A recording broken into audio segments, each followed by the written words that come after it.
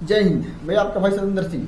आज हम बात करने वाले हैं लेयर मुर्गी फार्म में, विशेष करके लेयर मुर्गी फार्म, ब्रॉयलर फार्म या देसी मुर्गी पालन की बात नहीं होगी। लेयर मुर्गी फार्म में जब अपने मुर्गी को हम लोग फीड खाने के लिए फीडर बनवाते हैं तो किस तरह का फीडर हमको अपने फार्म में लगाना चाहिए, क्योंकि फीडर का अहमियत हमारे लेयर फार्म में बहुत ज़्यादा है।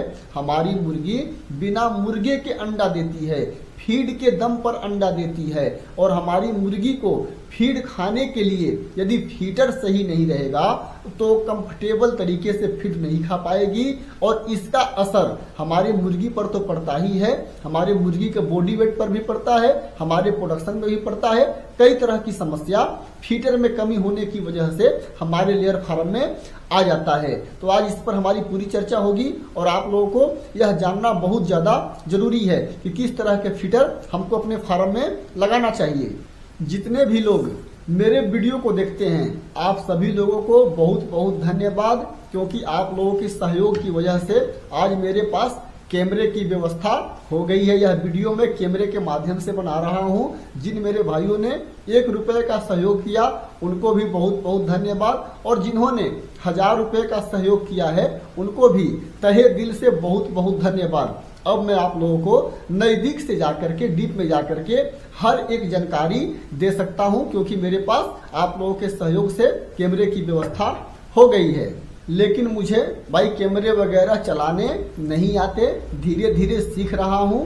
सीखने के बाद हो सकता है कि मुझे चलाने आ जाए। अब हम जानते हैं कि लेयर पोल्ट्री बिजनेस में फीडर कितने तरह के होते हैं, कितने तरह के फीडर आज के समय में लग रहे हैं। तो फीडर ज्यादा तरह के नहीं होते, 2 ही 3 तरह के फीडर होते हैं। एक तो रेडीमेड फीडर होता है जिसको ले आकर के और डायरेक्ट अपने मुर्गी के केज के साथ हम अटैच कर देते हैं, और एक फीडर हमको खुद से बनवाना होता है। उस फीडर को बनवाने में थोड़ा भार है, क्योंकि हमको 6 इंच के मोटे पाइप, गोल पाइप लेकर के आरा मशीन पर जाकर के उसको कटवाने होते हैं बीच से। फिर उस पाइप को ले आकर के हम लोगों को अपने फार्म में सेट करना होता है। ये जो रेडीमेड फीडर होता है, आज के समय में जितने भी फार्म बन रहे हैं लगभग 95% फार्मर ये रेडीमेड फीडर ही यूज कर रहे हैं, और जितने भी ठेकेदार हैं वह इसी फीडर को लगाने में बड़े खुश हैं। लेकिन जो पाइप वाला फीडर है ना, उस फीडर को लगाना नहीं चाहते, क्योंकि उस फीडर में ज्यादा मेहनत लगता है। लेकिन रेडीमेड फीडर जो अपने फार्म में हम लगाते हैं, कोई मेरे भाई फीडर बोलता है, कोई फीडर भी बोलता है, तो आप लोग अपने हिसाब से समझ जाना कि जो मुर्गी को फीड खिलाते हैं उसी पर आज हमारी चर्चा हो रही है।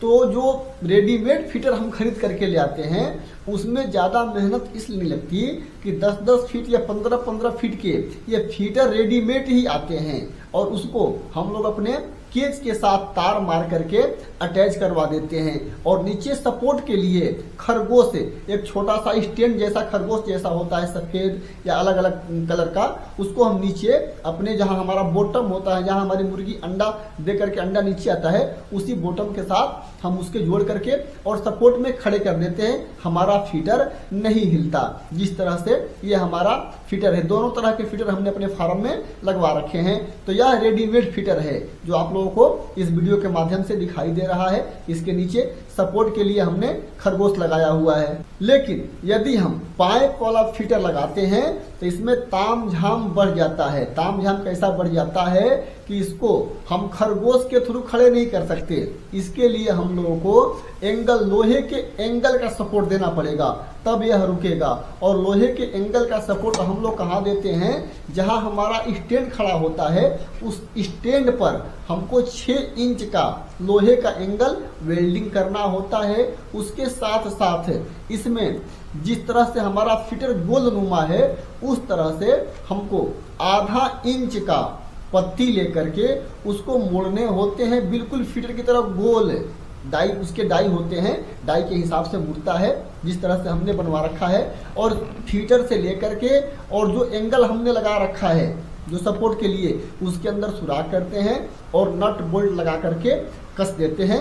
इस तरह से रेडीमेड फीटर और अपने से हम पाइप को कटवा करके जो फीटर बनाते हैं अपने फार्म में हमको सेट करना होता है। कुछ मेरे भाई के मन में यह भी सवाल चलेगा कि सर यदि हम एंगल पर वेल्डिंग करके और ये पाइप वाला फीटर सेट करते हैं तो हमारे केज भी हो सकता है कि वेल्डिंग की वजह से गल जाए या जल जाए, ऐसा भी होता है। हाँ, ऐसा थोड़ा बहुत होने की संभावना होती है, क्योंकि जब भी हम वेल्डिंग करेंगे तो वेल्डिंग के थ्रू हमारा केज थोड़ा बहुत जल सकता है।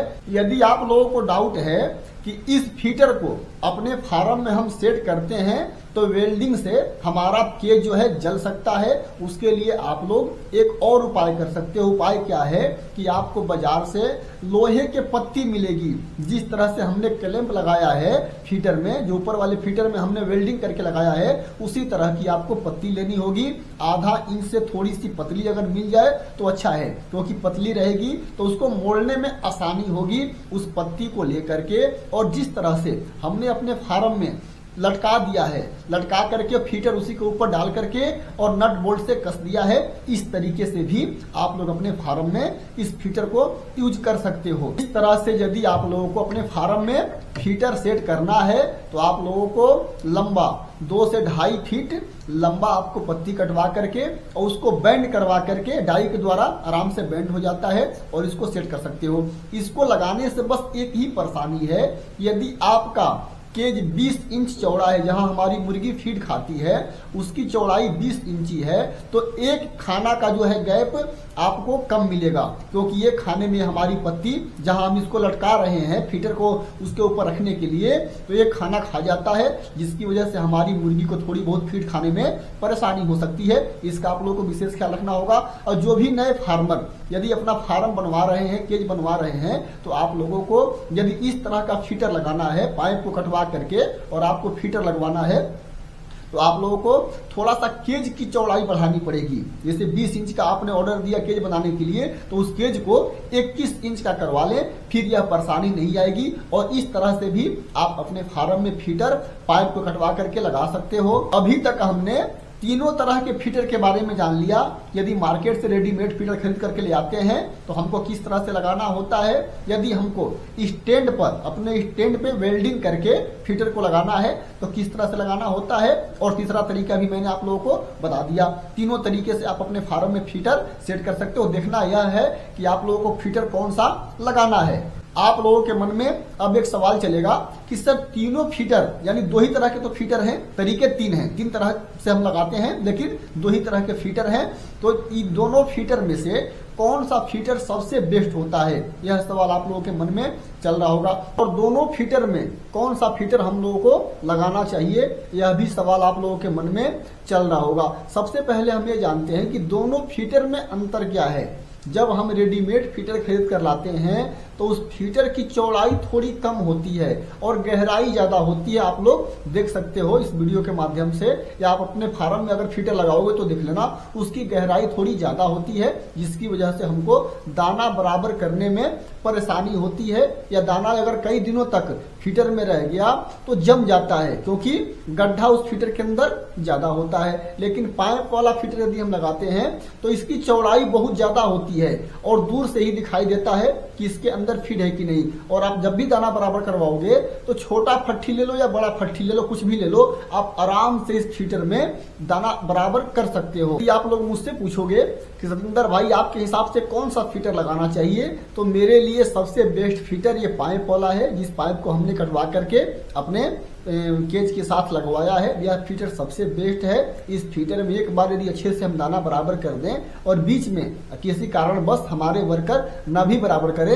तो भी हमको चारों तरफ का फीड अच्छी तरह से दिखाई देता है। इसलिए मेरे लिए यह बेस्ट है और आप लोग अपने हिसाब से चुनाव कर सकते हो कि आप लोगों को कौन सा फीटर लगाना है। फीटर का अहमियत बहुत ज्यादा है हमारे लेयर फार्म में, इसको ख्याल रख करके आप लोगों को अपने फार्म में फीटर लगाना चाहिए। उम्मीद करता हूं कि यह जानकारी आप लोगों को अच्छी तरह से समझ में आई होगी।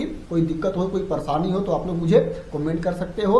इस वीडियो में इतनी जानकारी, मिलते हैं अगले वीडियो के साथ, तब तक के लिए नमस्कार।